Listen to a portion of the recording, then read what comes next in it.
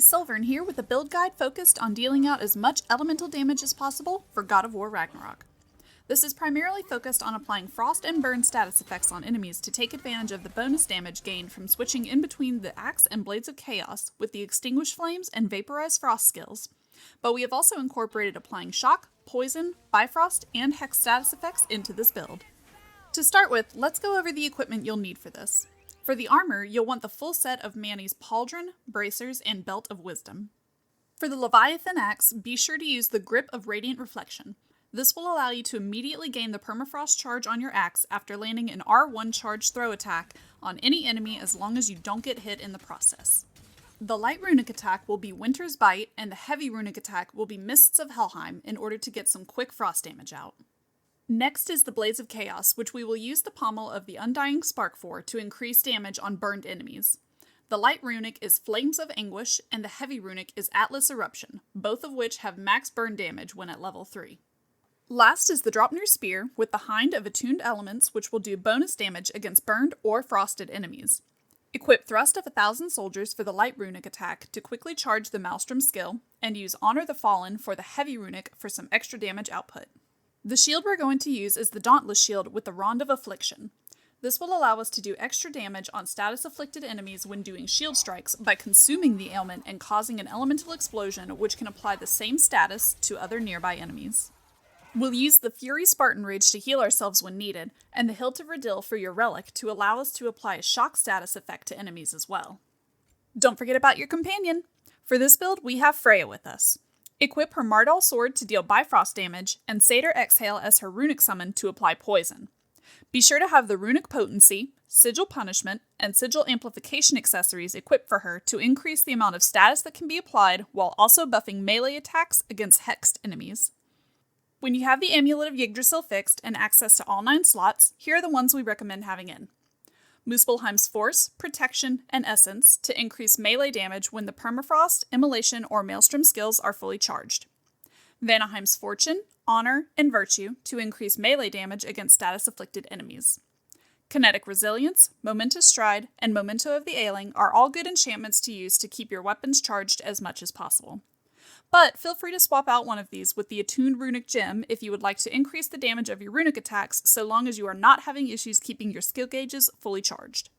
To get Manny's set of armor, you can only craft it in Midgard once you hit the mission, The Word of Fate.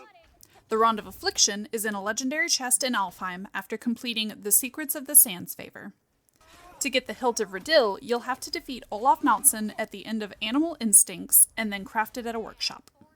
For the sake of time, we have included a Google Excel sheet that we created in the description of the video that details how to get the rest of the equipment. This also includes hyperlinks for all of the items used in this build that are found in legendary chests to help you make finding these and solving these puzzles easier for you. Some of this equipment can only be gained towards endgame, and you will have to do a number of Crucible challenges to fully upgrade some of it, but you can also get access to the main skills used for this build early on, so this is actually a great build to start with, and then just build on it as you continue to play. Now that we have our build set up, here are my main combat tips to fully utilize the status effects and damage buffs that go with it. I'd recommend starting fights by using your companion's hex arrows to amplify and spread the status effects that you will apply with your follow-up attacks. Generally, using the Rushing Chaos or Sprinting R1 attack with the Blades of Chaos are a great way to quickly get enemies into a burn status. Once they are in a burn state, just switch to the Leviathan Axe and start dealing as much damage as possible. Likewise, using the Axe's Frozen Ascent or Glacial Rake attacks are great ways to quickly get enemies in a frost state where you can then switch back to your blades to dish out some more damage. I would also recommend doing a quick shield bash at least towards the end of a status effect running out, just so that you can still get that little bit of extra damage from it while still doing an elemental explosion that can apply the same status to nearby enemies. A fun fact with this is that you can actually repetitively use this skill on weaker enemies that are permanently stuck in the frost state with the Axe's charged R2 throw attack, which is insane.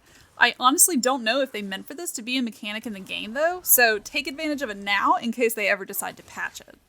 Don't forget to use your runic attacks to do additional damage or to help get enemies in a burned or frost state.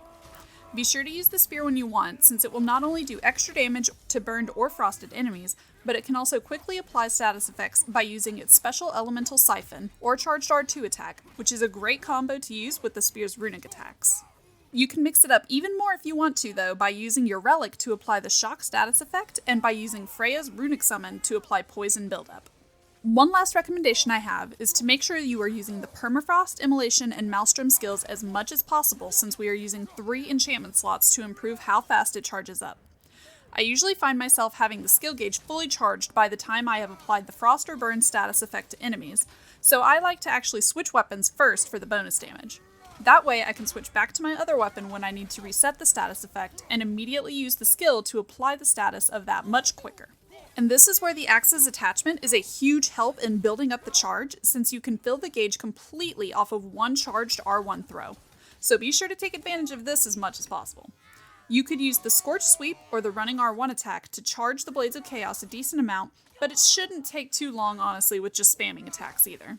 However, the Spear can be quickly charged by using just the light runic attack, especially when it's at level 3, since you get that many more hits in with pressing R1. But overall, that's mostly it. This is a very fun build to use in my opinion, since it encourages you to fully experience the game by using all of the weapons and as many elements as possible. But feel free to share in the comments below what you think about this build. Do you see yourself using it for harder difficulties? Are there other build ideas that you would like to see us test and cover? Please drop a like if the video was helpful, and subscribe if you would like to follow along for our future God of War videos that we'll be posting in the new year. Thanks for sticking with us to the end, because as we all know, time is Hack Silver.